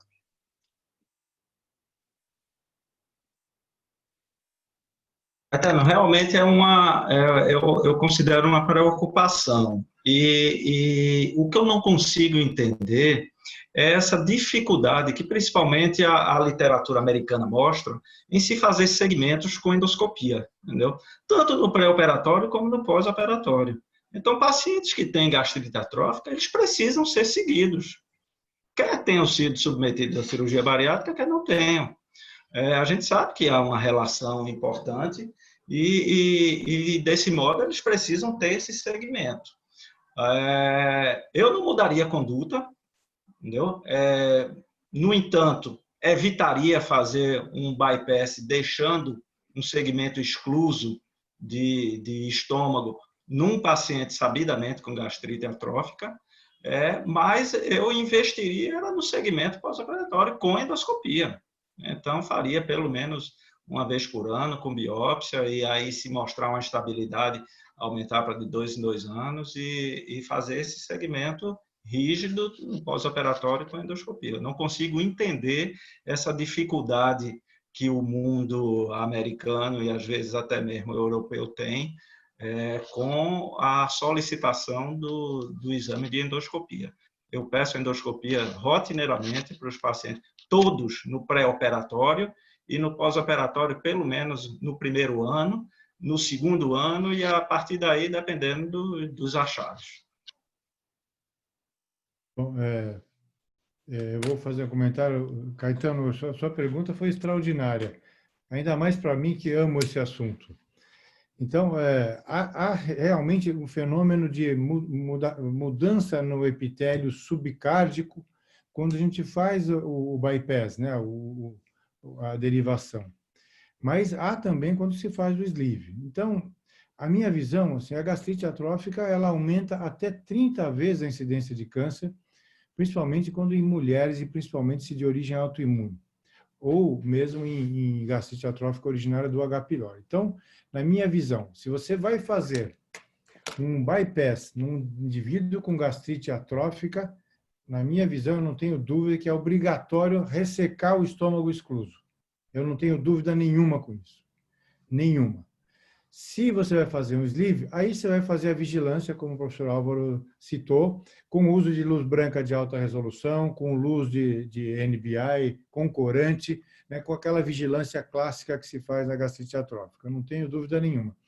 E eu ouso dizer uma coisa, eu não sei se o tempo vai me contradizer, mas na minha visão, no doente que não tem atrofia gástrica, na minha visão, em princípio, o estômago excluso está protegido de câncer. Essa é a minha visão. Eu não concordo com os estudos, que eu respeito demais o professor Ulisses, que é um amigo, professor Adriana, o Rogério, mas a minha visão, o estômago excluso, ele fica protegido quando ele é um estômago normal. Obrigado. Eu posso fazer mais minha segunda pergunta aqui, que eu gostaria de fazer. Nós falamos também da incidência aumentada em câncer coloretal relacionado à obesidade. 2 perguntas. Colonoscopia, obrigatório no pré-operatório dos pacientes que vão ser submetidos à bariátrica? Sim ou não? Se sim, em qualquer paciente ou numa população específica? Álvaro, você quer responder? Quero sim. Eu não faço, a não ser que seja numa população muito específica, com uma história importante familiar, entendeu? Com alguns outros fatores de risco. Mas normalmente não faço. Antes do professor Kassab responder, professor Kassab, eu já vou colocar uma segunda pergunta também para ser respondida. O doutor Antônio Sena, nosso amigo de Curitiba, ele pergunta: boa noite, parabéns a todos. Tivemos muita dificuldade e ainda temos na aceitação de muitos endocrinologistas da cirurgia bariátrica. muitos cardiologistas ainda não veem a cirurgia bariátrica com bons olhos. Como vocês que estão lidando com câncer e obesidade têm percebido a reação dos oncologistas? Professor Kassab, responda aí as duas perguntas fáceis.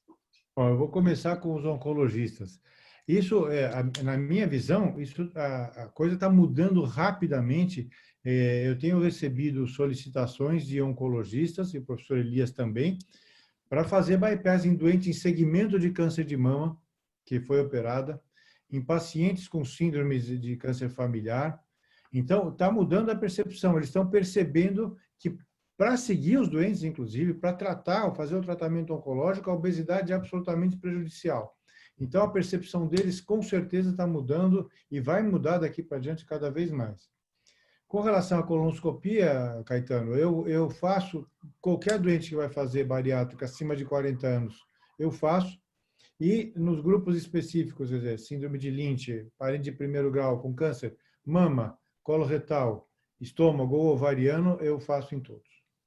Então, história familiar de câncer e acima de 40 anos. É isso, professor?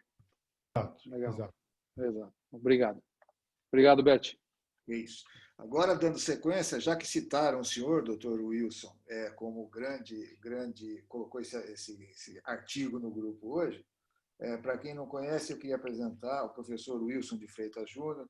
O professor, ele é professor adjunto e doutor do Departamento de Cirurgia da Santa Casa, como todos sabem, assistente lá do grupo de estômago, médico coordenador da equipe cirúrgica do Hospital Nova Atibaia e titular de todos os colégios. E para quem não conhece, naquele primeiro livro que o Garrido escreveu, ele e o Malheiros foram responsáveis. Então, o Titi tem essa cara de novo, com esse batonzinho que ele passou, mas ele é um cara muito antigo na cirurgia bariátrica e metabólica. Obrigado, doutor Berti. Boa noite a todos. Queria primeiro cumprimentar o professor Álvaro e o professor Kassab. A gente é um entusiasta do assunto e é impressionante como a gente aprende bastante cada vez que um deles expõe as aulas. E o próprio questionamento, acho que o doutor Caetano, o doutor Elias já colocaram muito bem, a gente sempre tem muito a discutir. Eu acho que uma coisa que chama a atenção são esses números referentes ou relacionando a obesidade com o câncer, né? Sem dúvida foram fases, né? Perda de peso, metabólico, inflamação e agora a parte oncológica. Eu lembro das primeiras aulas que a gente dava, segunda causa de morte evitável. Agora não, é segunda causa de morte por câncer ou de ocorrência de câncer. Então, eu acho que, até respondendo a pergunta do colega do Antônio Sena, sem dúvida a gente tem cada vez de trazer mais os oncologistas para perto e acho que é uma questão de tempo para eles participarem cada vez mais junto com a gente. Até acho que uma revisão que o professor Álvaro mostrou, de Wiggins, de 2019, eles fazem uma estimativa de que a cada ano, se o índice de massa corpórea fosse abaixo de 25 na população americana, eles evitariam 90 mil mortes decorrentes do câncer. Acho que são números assim que chamam muita atenção. Agora, ainda, esses marcadores inflamatórios, como o professor Beto e o professor Elias colocaram, a gente estudou 10, publicou 3, tem outros 7 terminando a elaboração, mas todos despencaram. Isso já foi mostrado em 2017 por Fara e colaboradores. Eles analisaram 34 proteínas pré-cancerígenas e dessas, com a cirurgia, 17 despencaram, né? Então, mostrando assim um fator de proteção mesmo. Eu acho que essas revisões sistemáticas, essas meta-análises são muito importantes para chamar a atenção da correlação. Agora, algumas limitações existem e não tem como o professor Caetano colocou mesmo, né? Nem todos fazem colonoscopia antes. Ou até o professor Álvaro chamou a atenção, nos Estados Unidos, para a gente é difícil entender que eles não tenham a endoscopia digestiva alta como fator, como exame pré-operatório, como a gente faz aqui de rotina nos nossos pacientes, né? Então, quantos desses já não tinham um eventual tumor que acabou passando ou uma lesão precursora? E a dificuldade, como o professor Elias já colocou, é que são multifatoriais, né? Então, essas meta-análises, elas muitas vezes não levam em consideração o histórico familiar, as atividades, os vícios, eventualmente alcoólatra, eventualmente fumante, que por isso só já teria um aumento na ocorrência de câncer. Mas mesmo assim, a evidência é que diminui. Em relação ao câncer coloretal, esses dois trabalhos, o professor Álvaro realmente chamam a atenção, mas se a gente analisar, eu estava conversando ainda há pouco com o professor Oswaldo, a experiência que o grupo tem é com gastrectomia, com reconstrução Y de Roux ou AB2. Situações em que a bile chega menos, vamos dizer assim, digerida no cólon. Não leva a um aumento. Esses pacientes com B2 não têm um aumento da incidência de câncer coloretal. Tá certo? Que seria uma das explicações ou uma das hipóteses aventadas para um eventual aumento pós-bypass, que a maioria dos trabalhos não evidencia. Agora, eu tenho uma pergunta para o professor Paulo e para o professor Álvaro. A gente, quando analisa os pacientes, especialmente os pacientes de âmbito universitário, que tem um IMC, a média acima de 50, a gente tem que 75% dos nossos pacientes têm algum grau de apneia do sono. 25% leve, 25% moderado e 25% grave. Só 25% deles, e a divisão foi bem 1/4 para cada segmento, não tem apneia do sono. Será que essa hipóxia tecidual mais constante para os que têm apneia moderada e grave pode eventualmente ser um fator que levaria à ocorrência de alguns cânceres, sendo que in vitro muitas vezes a hipóxia é que leva ao câncer? Não sei a opinião de vocês. Por favor, professor Kassab, pode começar, depois o professor Álvaro.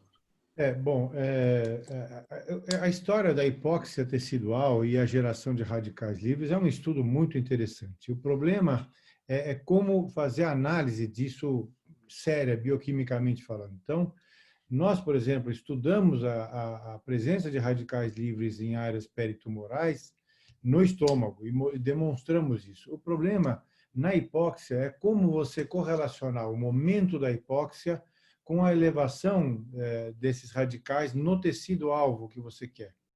Então, isso é muito difícil quantificar até o dia que nós tenhamos aí sondas mais eficazes para analisar a oxigenação tecidual em diversos momentos pontualmente. Eu não tenho dúvida que logo, logo vai haver isso.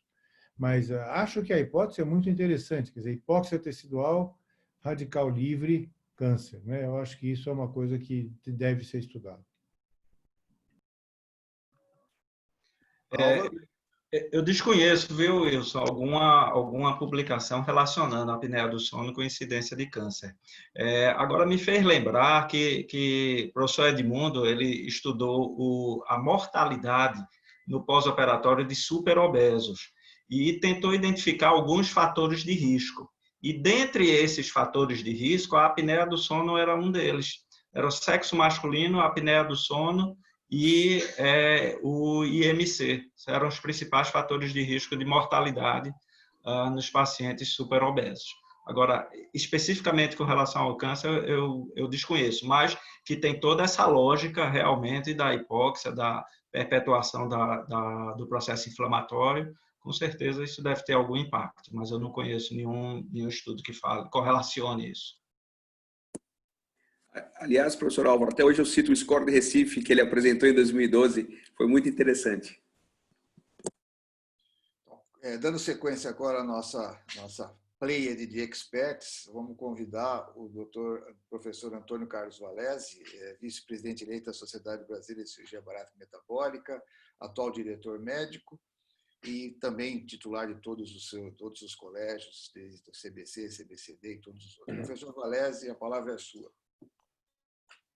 Eu vou gastar um pouquinho do meu tempo dizendo que as pessoas que estão aqui presentes hoje fazem parte da minha vida e me ajudaram na formação, não só como cirurgião, mas como pessoa. E eu quero destacar duas em especial, que é o professor Malheiros, que com ele eu aprendi a operar o estômago através das cirurgias de câncer e úlcera que nós fazíamos naquela época. Então, quero deixar aqui minha gratidão pública e também ao Bert, que foi o meu professor na cirurgia bariátrica, uma pessoa sempre de vanguarda. E parabéns, Bert, por essa ideia sua de aproximar a sociedade da academia. Eu tenho certeza que essa é a primeira de muitas reuniões.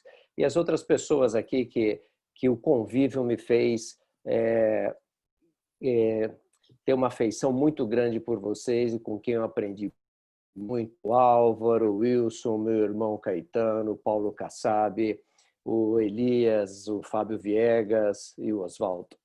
Eu gostaria só de... O Álvaro, ele citou, os dois citaram trabalhos maravilhosos que deixaram muito claro a evidência da relação entre a obesidade e aparecimento de tumores no tubo digestivo ou em outros órgãos, e que com o emagrecimento há também uma melhora da incidência. E o Álvaro, ele citou um trabalho muito importante, onde aquelas 5 questões deveriam ser respondidas. São questões difíceis de serem respondidas, já que é uma pleiade de fatores relacionados, difícil identificar esse ou aquele fator isoladamente. Mas eu gostaria de chamar a atenção, talvez por algo que não foi citado aqui, que é o tecido adiposo branco. O tecido adiposo branco, ele é muito mais numeroso, né? Muito mais frequente do que o marrom, e ele também é um tecido adiposo que tem uma característica inflamatória muito maior do que o marrom, já que ele tem características metabólicas diferentes. E talvez, Álvaro, isso explique, já que esse tecido adiposo branco ele tem uma concentração principalmente visceral, talvez ele explique o porquê que as mulheres elas tenham uma melhora com o emagrecimento do que os homens. Talvez porque elas têm uma quantidade, talvez, de tecido branco visceral, que é metabolicamente, que é inflamatoriamente muito mais importante. Então, talvez seja isso. E você citou ali que o bypass e o sleeve, enfim, algumas técnicas cirúrgicas, a traquetomia vertical e o bypass, podem aparentemente, ter o mesmo comportamento em relação à diminuição da incidência de câncer. E um dos trabalhos disse que parece mais favorável ao bypass. Talvez isso esteja relacionado com a mudança do bioma intestinal, né? Nós sabemos que o bioma intestinal ele é mudado mais intensamente nas cirurgias derivativas, então isso pode levar às alterações dos polissacárides do lume intestinal, às lesões epiteliais. Então talvez isso seja um dos fatores mais favoráveis ao bypass, embora a relevância estatística ali tenha sido muito pequena. Então eu estou apenas conjecturando, não estou afirmando categoricamente nada. Então, era isso que eu queria dizer, Bert, agradecer a oportunidade, deixar um abraço para todos os amigos aqui. Obrigado, Valese. E assim, nós temos ainda um monte de perguntas, nosso tempo está passando rápido, a quantidade de informação e a maravilha dos comentários das aulas vai fazendo com que o tempo voe. Eu queria convidar agora o professor Oswaldo de Castro, que ele é mestre e doutor pela Faculdade de Ciências Médicas da Santa Casa de São Paulo, assistente da área 5 e professor da Faculdade de Medicina da Unisa, titular do CBC e tesoureiro da Associação Brasileira do Câncer Gástrico. Oswaldo, você que é basicamente um cirurgião do aparelho digestivo e cirurgião raiz, como você mesmo diz, que muito acostumado ao câncer e às urgências, e aí, de repente, você convive com a cirurgia bariátrica. Então, eu gostaria da sua visão por esses dois lados e fique à vontade para perguntar ou fazer o que você... Por favor, Oswaldo, a palavra é sua. Bom, primeiramente, eu gostaria de agradecer aí a esse honroso convite ao Dr. Marcos Leão, ao professor Carlos Malheiros, a você, Bert, muito obrigado. E isso é uma iniciativa muito boa, muito maravilhosa, na verdade, da Sociedade Brasileira de Cirurgia Bariátrica e Metabólica, né? Porque já foi demonstrado, as duas aulas foram magistrais, né? Pouco tem se a comentar, nada praticamente. O paciente obeso é um paciente inflamado, né? Então, qualquer cascata de inflamação que a gente muito conhece aí, por exemplo, H. pylori, gastrite, como já foi comentado aí, vai desenvolver um câncer. A mesma coisa numa doença inflamatória intestinal, numa doença inflamatória da via biliar. Então, a obesidade é a mesma coisa. Então, o paciente obeso é um paciente que tem uma condição pré-neoplásica, vamos dizer assim, né? Então, isso daí não deixa dúvida. E aí foi muito feliz, porque você pôs dois temas a serem discutidos, né? Obesidade e câncer, e cirurgia bariátrica e câncer, né? Quando você põe na balança a obesidade e câncer, está muito bem demonstrado, o Kassab choveu o artigo aí, estudo, mostrou citocina, mostrou um monte de alteração inflamatória que não há dúvida nenhuma que está relacionado com o câncer. Agora, do outro lado, cirurgia bariátrica e câncer, acho que estamos em torno de 30 anos, mais ou menos, de cirurgia bariátrica a nível nacional, algo em torno disso. Acho que a gente ainda não tem essa resposta, né? E mesmo assim, o que eu tenho de impressão, quando a gente põe na balança, né, não tem dúvida que a parte da cirurgia, com certeza, vence esse equilíbrio, né? Hoje, alguma coisa tem que ser feita, o paciente precisa emagrecer, e no atual momento, a cirurgia é o método mais eficaz para isso, né? Bom, o que eu queria comentar é que o Kassab mostrou as fotos, é o que eu ia comentar, né?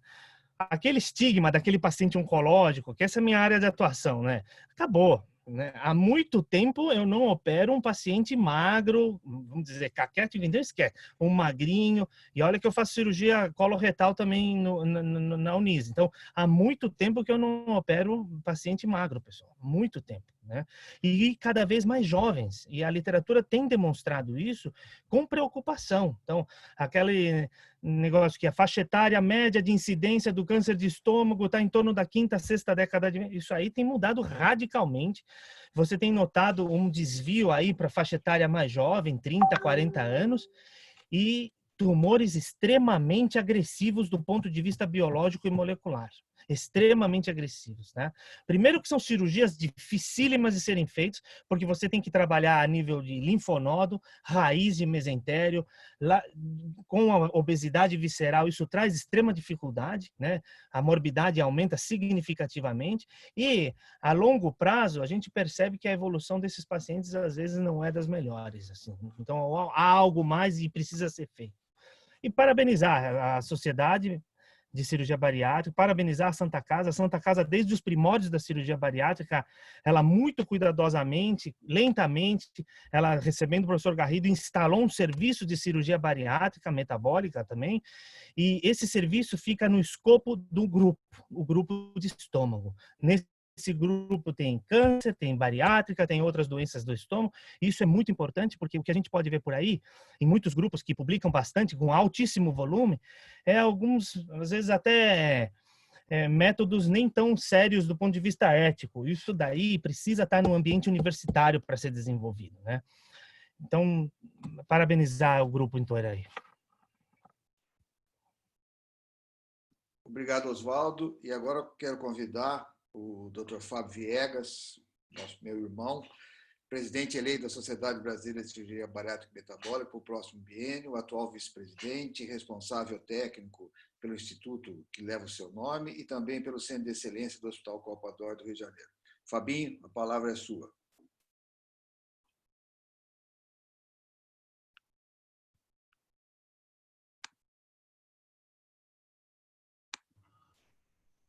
Está sem som, Fábio. Fábio, você está sem som. Por favor. Agora sim. Boa noite a todos.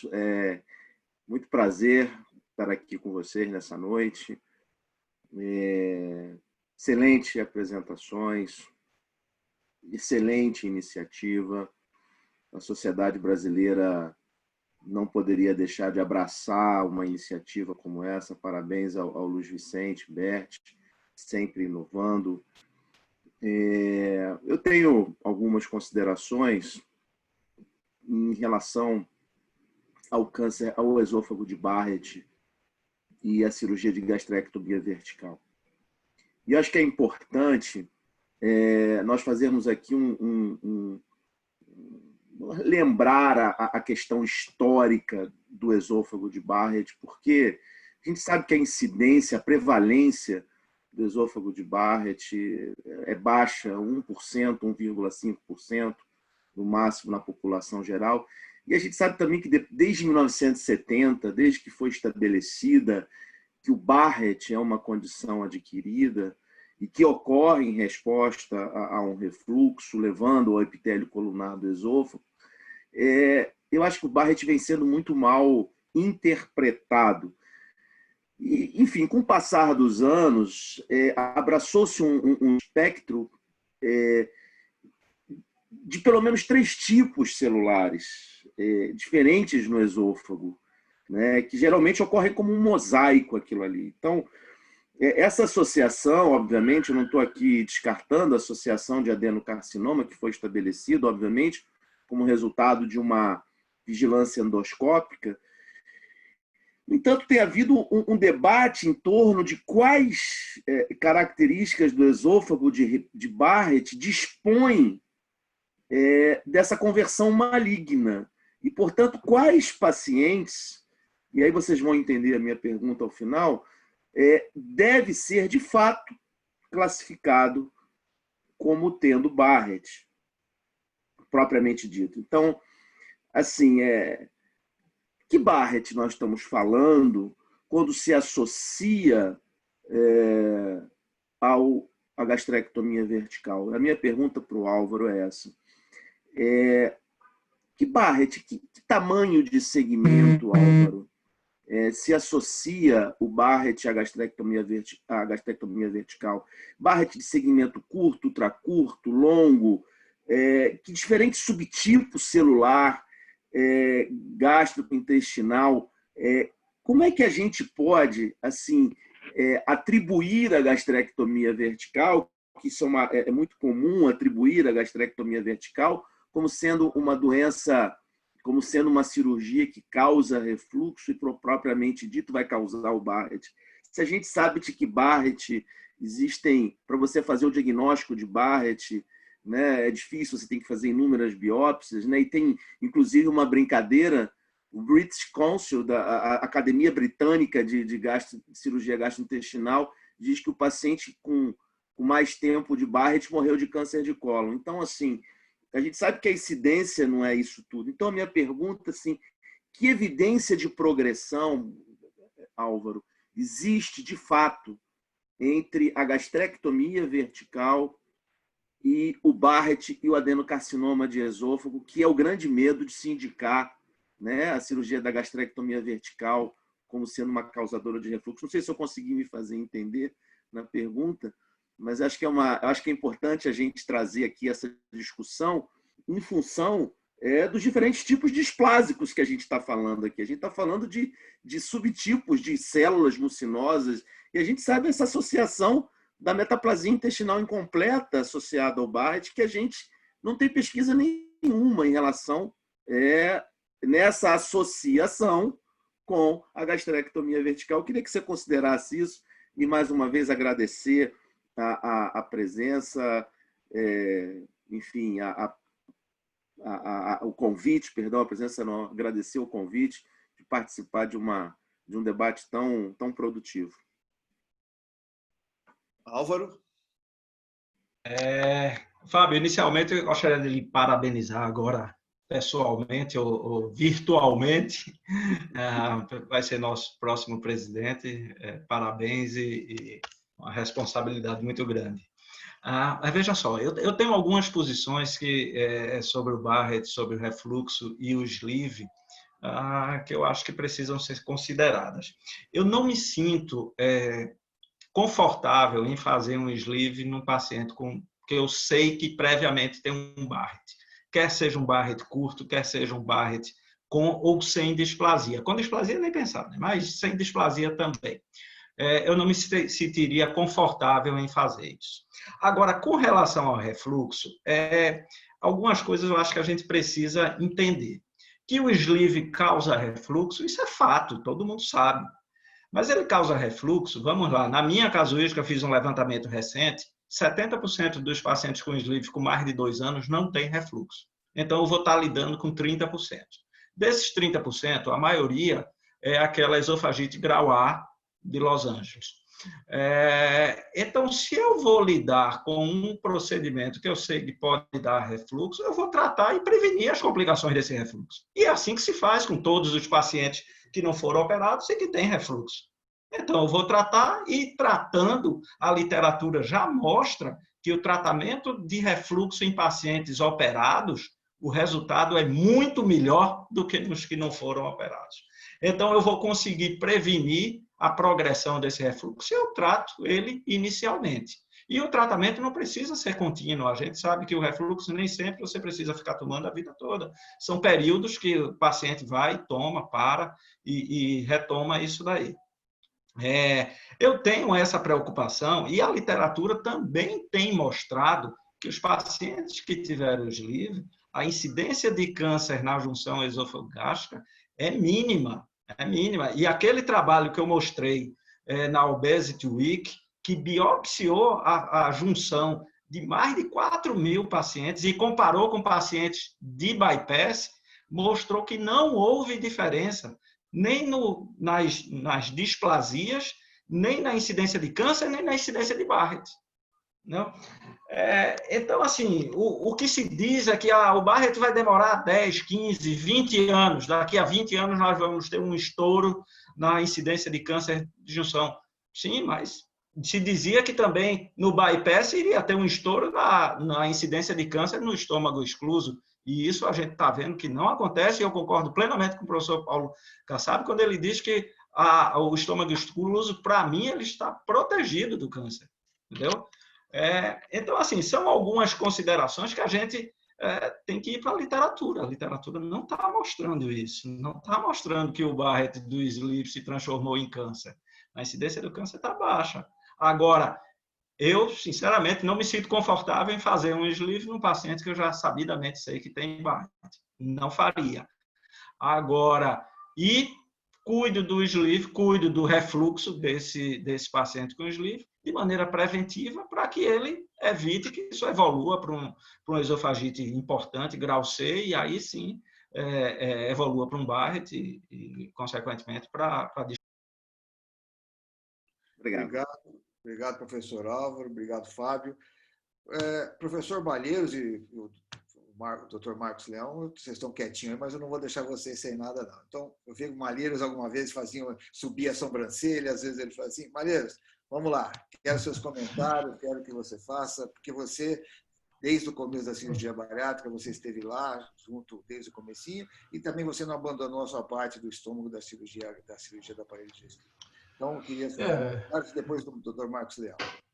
Malheiro, já aproveita, porque tem muita experiência, responde para o Samir também, que ele faz o Samir Borges. Se ele pergunta se a gente aumentaria a alça, se eu vou operar um paciente com câncer gástrico obeso, não obeso mórbido, e se eu aumentaria a alça biliopancreática ou para melhorar o efeito metabólico desse paciente, já que ele é o paciente de obesidade grau 1, grau 2, se eu faria uma cirurgia não com aquele famoso Y mais curto que a gente fazia. Bom, em primeiro lugar, realmente parabenizar os apresentadores e os debatedores. Foram aulas, como o Oswaldo falou, magistrais e os debatedores também cumpriram bem a função. Tenho certeza que a nossa audiência está feliz. E ia dizer para você que eu preferia que você passasse para as respostas. Tem perguntas muito interessantes aí no nosso chat e até sugerir que passasse para as respostas aí. E a pergunta do Samir realmente, Samir, a gente está fazendo isso, a gente tem feito isso.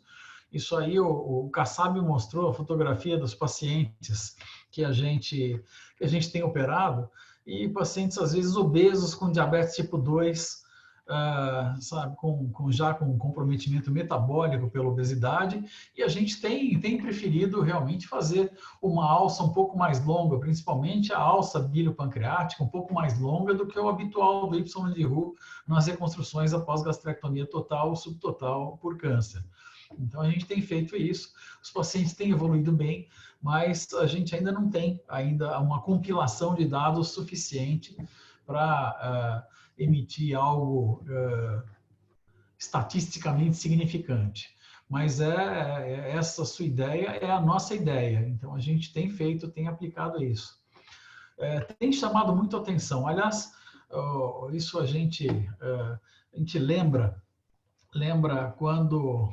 Sabe, o Kassab lembra bem disso, dos congressos de câncer gástrico que a gente ia lá no final da década de 90, os japoneses defendendo a linfadenectomia radical para o câncer gástrico, os americanos sendo contra e os europeus no meio de campo, e a gente vendo a apresentação lá dos ingleses, né, do Suiling, mostrando um paciente asiático, magrinho, bonitinho, e um paciente inglês obeso. Tá? E aí eu falei, é muito difícil fazer linfadenectomia. Ele dizendo, eu gostaria, mas só que não dá, olha só. Tá? E eu e o Paulo falando, poxa vida, mas será que o paciente lá na Inglaterra é gordo assim, paciente de câncer? E hoje a gente está vivendo essa situação. Não sei se isso significa que o país está melhorando ou não, mas a verdade é que o nosso paciente, a população está cada vez mais obesa e os pacientes com câncer também cada vez mais obesos. De modo que eu acho, Samir, que isso aí é o nosso pensamento.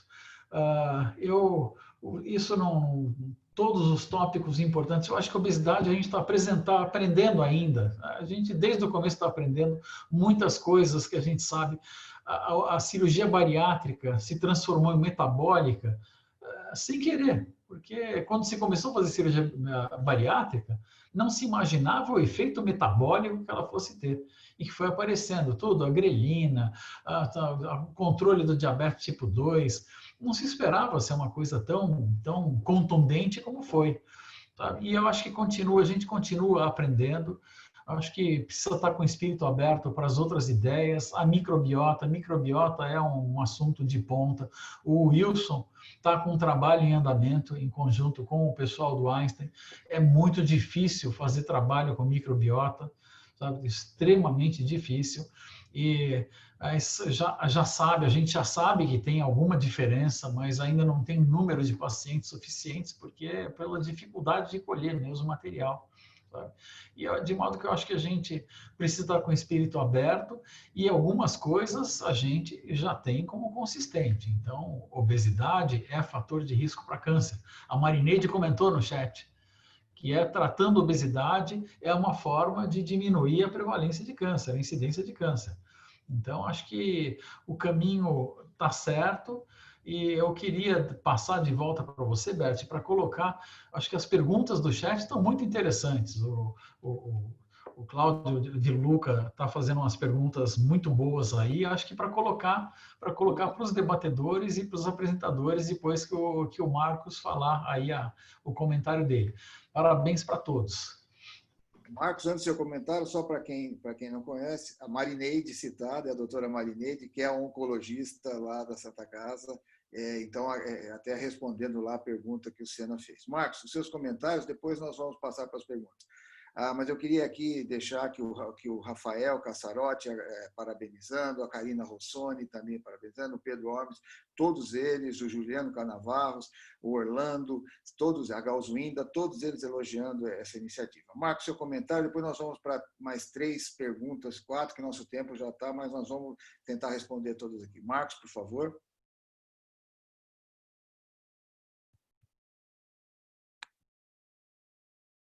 Você está sem som, Marcos. Ok. Bom, o que eu queria, apenas uma observação geral sobre essa junção de câncer e obesidade que a gente está vendo hoje, câncer, obesidade e cirurgia bariátrica, para fazer uma lembrança histórica. Nós, do tratamento do câncer, das gastrectomias por câncer, em 1966, o Dr. Mason começou a fazer os bypass gástricos. Então, a gente atirou no que viu e acertou no que não viu, tratando o câncer, viu que se perdia peso. Depois, na década de 90, tratando a obesidade com o bypass gástrico, se descobriu que tratava diabetes. E agora a gente tem de tomar cuidado do tratamento da obesidade, a gente não descobrir outras coisas relacionadas ao câncer na situação reversa. Eu me refiro especificamente aos cuidados que a gente precisa ter na investigação científica, na análise de cirurgias como, por exemplo, o mini gastric bypass, o bypass de uma única anastomose, em que conceitos antigos das gastrectomias que levavam bile ao estômago provocavam um aumento da incidência de câncer gástrico têm sido minimizados ou menosprezados atualmente.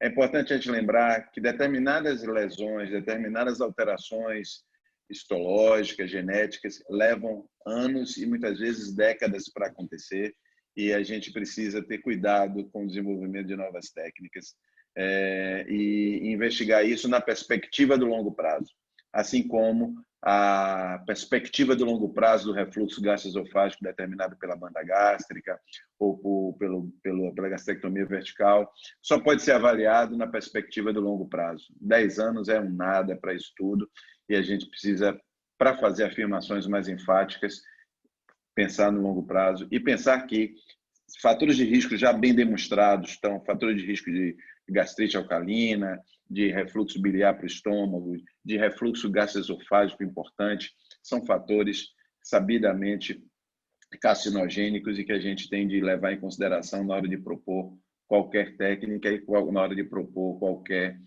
segmento e qualquer pesquisa. Obrigado, Marcos. Vamos aqui tentar responder. Vou botar 2 perguntas para o Álvaro responder, depois eu vou botar 2 perguntas para o professor Kassab, e a última pergunta que eu vou fazer para o professor Kassab vai gerar aqui uma discussão bem grande. Então, vamos lá. E não vai dar tempo de discutir, mas vai ser proporcional. Álvaro, o Cláudio De Luca, ele pergunta se ele parabeniza e ele pergunta se há alguma necessidade de colher marcadores tumorais nos pacientes pré-bariátricos. E também o Rui Ribeiro, ele diz que a cirurgia bariátrica metabólica é muito importante para controlar o NASH. E, né, na linha, o hepatocarcinoma. Existe algum dado novo sobre esses 2 assuntos? Então, eu queria que você brevemente falasse um pouco, respondesse essas 2 perguntas, depois eu passo para o professor Kassab, porque eu já recebi uma bronca da Catarina, que nosso tempo está se esgotando. Então, vamos lá, mas vamos aproveitar nesse restinho com mais informação ainda e deixar aqui um gostinho para a próxima aula, para a gente voltar aqui e discutir mais tempo sobre isso. Bert, nós lá na Universidade Federal de Pernambuco, nós realmente tentamos solicitar marcadores tumorais em todos os pacientes. Não conseguimos. É um custo caro, entendeu? Principalmente os de mama, e a gente não está conseguindo fazer rotineiramente. Nós estamos mandando agora um projeto para a FINEP, um valor muito alto, exatamente para possibilitar que a gente tenha um grande espectro de fatores tumorais colhidos antes da cirurgia e para a gente poder fazer o acompanhamento desses pacientes. Na clínica privada também não consegui porque a maioria é muito caro e os convênios não cobrem, os pacientes também não querem ter essa despesa e rotineiramente a gente não está conseguindo. Com relação ao NASH, nós publicamos já dois trabalhos em que a gente fez a biópsia no pré e em alguns pacientes que, porventura, no pós-operatório fazia colelitíase, a gente rebiopsiava esses pacientes. Foi um N pequeno, se eu não me engano, 47 pacientes, e mostrou que alguns marcadores, mostrou que, basicamente, a literatura já mostra uma redução significativa do NASH, uma recuperação, o fígado voltando praticamente ao estado normal e, consequentemente, isso reduz a incidência de hepatocarcinoma, nitidamente. Existem algumas correlações com alguns outros fatores inflamatórios também no fígado, cada vez a gente conhece mais a fisiopatologia, mas o importante é que a cirurgia bariátrica consegue reverter grande parte desses, inclusive em casos avançados de NASH. Então, o que se tem visto é que, mesmo em NASH com fibrose, com graus de fibroses importantes, a perda de peso, a melhora na alimentação e a diminuição desse processo inflamatório consegue melhorar de maneira significativa a função hepática, mesmo em pacientes com um dano hepático importante.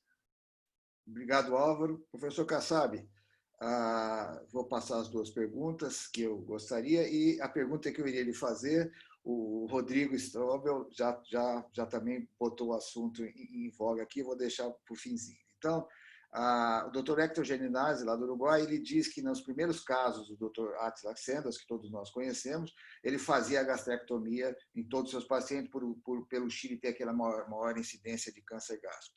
E, obviamente, as complicações aumentaram e quando ele passou, na época da cirurgia aberta, quando ele passou para a videolaparoscopia, ele parou, né, de realizar a gastrectomia e não aumentou a incidência. Eu comentasse um pouco isso. A outra pergunta que foi que o Rodrigo faz, que eu iria lhe fazer. Eu sei que a sua tese de doutorado, se eu não me engano, há muitos anos atrás, foi das gastrectomias B2 e o câncer de boca anastomótica. Então, como a gente vê uma nova cirurgia hoje, que é o mini gastric bypass, ou a anastomose com uma alça intestinal muito longa, eu gostaria que o senhor comentasse na sua visão, já que essa foi sua tese de doutorado, e respondendo as duas perguntas. Doutor Paulo, já está... Primeiro respondendo ao Rodrigo, vamos responder ao nosso amigo Geninazzi primeiro.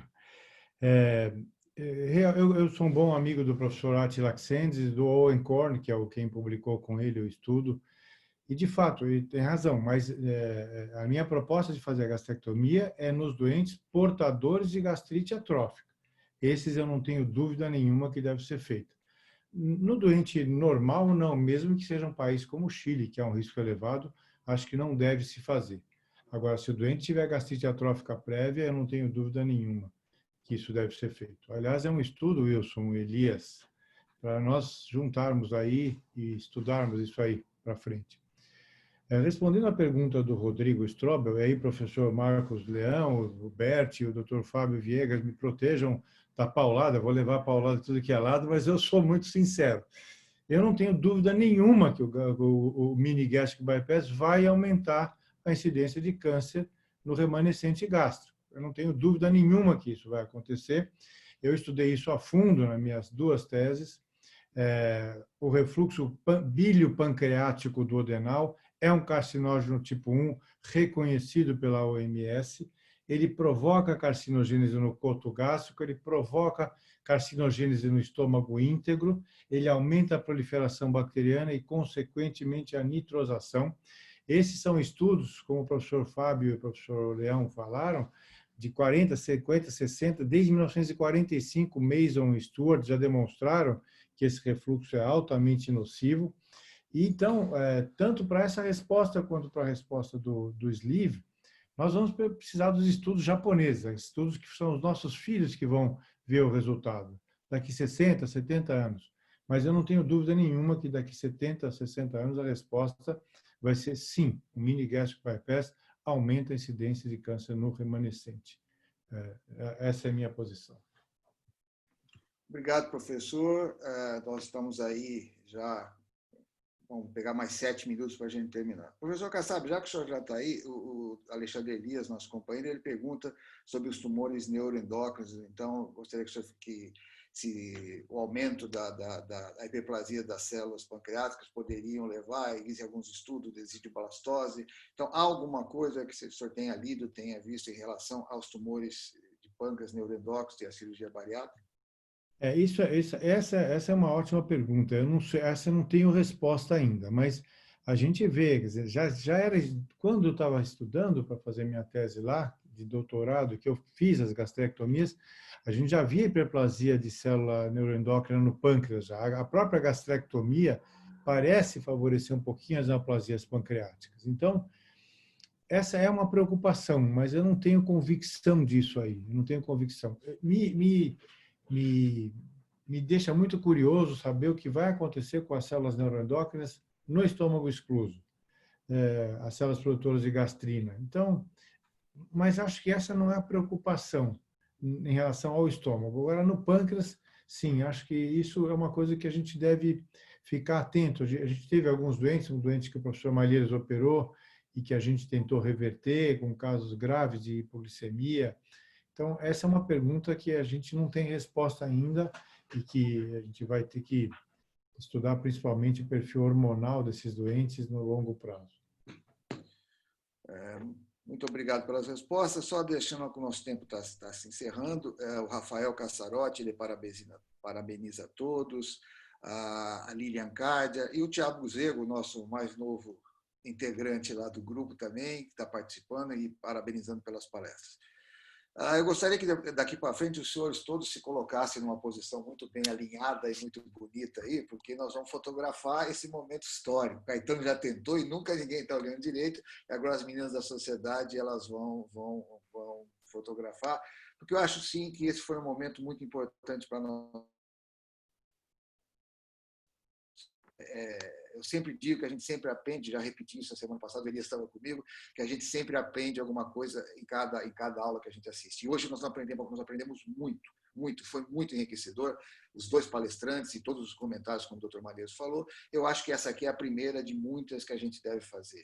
E começar a trazer outras, não só a nossa área 5, mas outras áreas, como parede, sobre hérnias, esôfago, como refluxo, o fígado, e outras universidades. O professor Álvaro está aqui, eu acho que eu posso... Marcos, desculpa eu estar falando por você sabe que eu sou meio entrão, mas eu acho que eu sei que você já me falou isso, e eu acho que trazer mais a academia e a sociedade. Eu acho que essa junção a gente vai conseguir levar cada vez mais a cirurgia bariátrica e metabólica.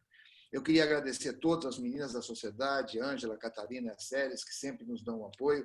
De novo, foi perfeita, o sistema não falhou, nós conseguimos. E eu queria agradecer a todos por essa noite enriquecedora. Muito obrigado. Marcos, obrigado. Professor Kassab, cada um por seu lado, e o Malheiros pela Santa Casa, obrigado por vocês providenciarem. Caetano, Valese, Fábio Viegas, pela sociedade, vamos dizer, para o lado da sociedade, o Wilson e o Elias pelos dois lados, que fazem parte também, o Malheiros também pelo lado de lá, e o Oswaldo, que é o nosso grande amigo também. Eu acho que foi muito, muito importante para nós todos. E eu devolvo agora a palavra para o Dr. Marcos Leão, para o Dr. Malheiros, para que eles encerrem. Muito obrigado a todos.